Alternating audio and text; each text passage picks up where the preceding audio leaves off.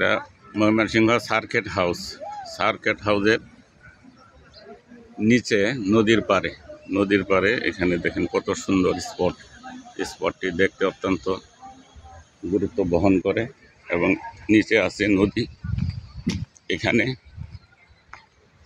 প্রতিদিন বিকাল হইলে প্রেমিকারা আসে, বয়স্করা আসে এবং বাচ্চা কাচ্চারা, কৈশোররা আসে। নদী খননের কাজ চলছে এবং নদী বর্তমানে একদম শুকনো অবস্থায় আছে। এই দেখেন কত সুন্দর দেখা যাচ্ছে স্পটটি।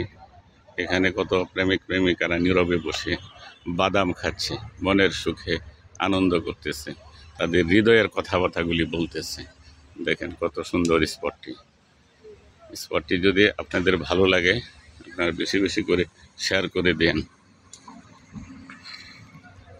ধন্যবাদ আপনাদের সকলকেই।